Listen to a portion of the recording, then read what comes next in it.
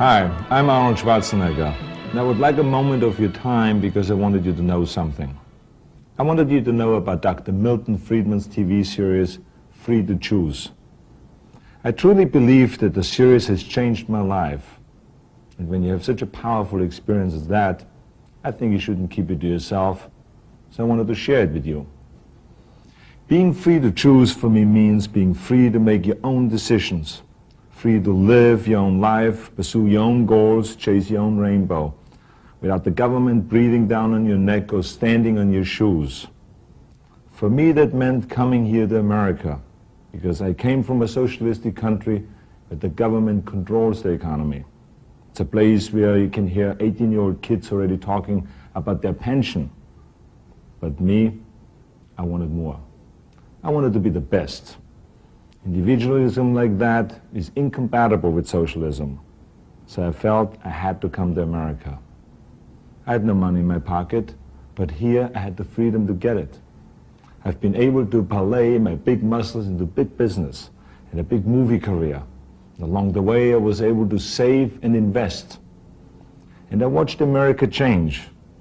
And I noticed this, that the more the government interfered and intervened and inserted itself into the free market, the worse the country did.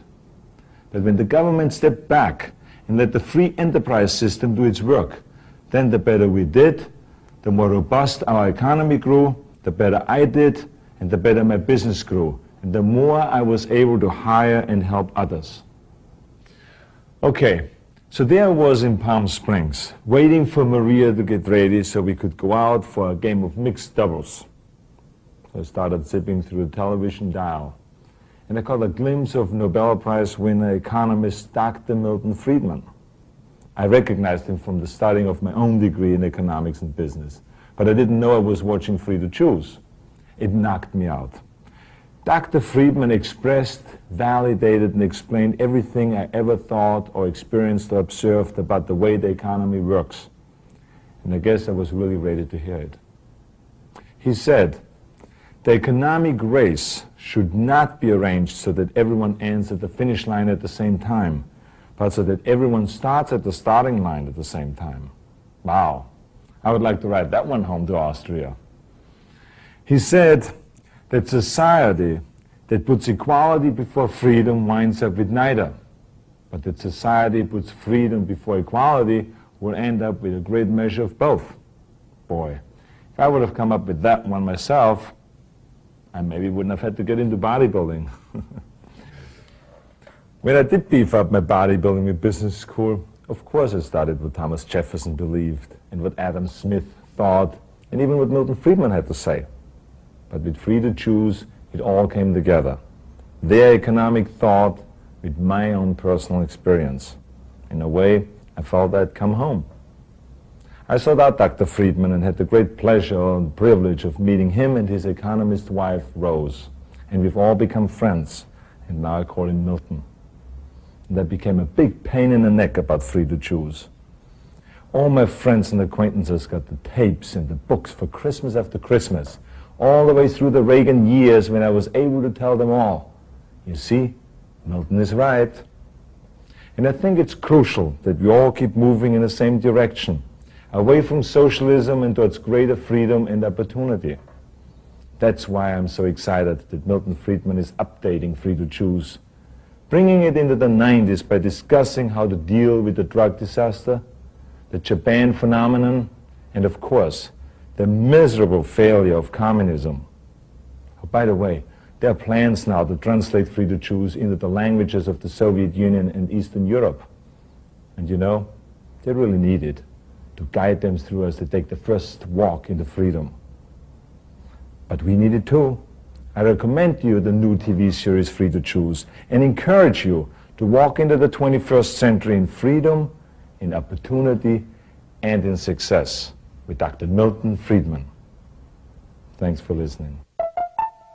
Human and political freedom has never existed and cannot exist without a large measure of economic freedom. Freedom is making choices. What's best for me? What do I want to do? We all want to be free to choose. No government official is telling these people what to do. Parental control, parents choosing the teacher, parents monitoring the schooling. Free to live your own life, pursue your own goals, chase your own rainbow, without the government breathing down on your neck or standing on your shoes. Most of us would choose prosperity if we could, but what's the best road to that goal? Free trade set off a process that revolutionized Japan and the lives of its people. The Pilgrims tried a form of socialism over 300 years ago.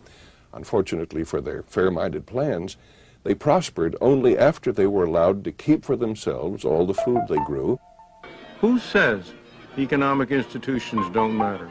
We may dream of a perfect world, but we all know that's not possible. Hong Kong is very far from utopia. Life is unfair. There's nothing fair about one man being born blind and another man being born with sight. I do not know any exception to the proposition that if you compare like with like, the freer the system, the better off the ordinary poor people have been. Dr. Friedman has spent a lifetime studying freedom and prosperity. To him, the lessons of history are clear. People are better off making their own choices, better off not relying on government. Free to choose is a survival kit for you and for liberty. It's a gorgeous morning around the New York metropolitan area. Skies are sunny now. A little bit of cloudiness over the eastern end of Long Island, a patchy fog out there. Boy, we've got some lovely weather to talk about. And I think I promised you this back at the beginning of the week. Once, all this was a swamp, covered with forests. And that's what essentially The Canarsie Indians who lived here traded the 22 square miles of soggy Manhattan Island to the Dutch for $24 worth of cloth and trinkets. The newcomers founded a city, New Amsterdam, at the edge of an empty continent. In the years that followed, it proved a magnet for millions of people from across the Atlantic, people who were driven by fear and poverty, who were attracted by the promise of freedom and plenty. They fanned out over the continent and built a new nation with their sweat, their enterprise, and their vision of a better future. For the first time in their lives, many were truly free to pursue their own objectives. That freedom released the human energies which created the United States. For the immigrants who were welcomed by this statue, America was truly a land of opportunity.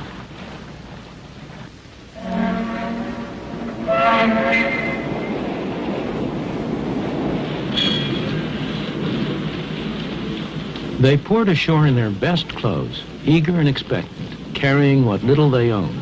They were poor, but they all had a great deal of hope.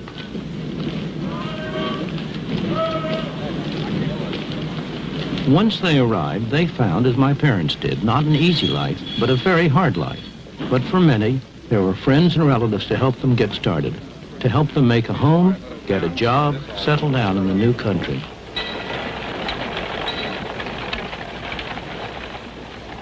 There were many rewards for hard work, enterprise, and ability.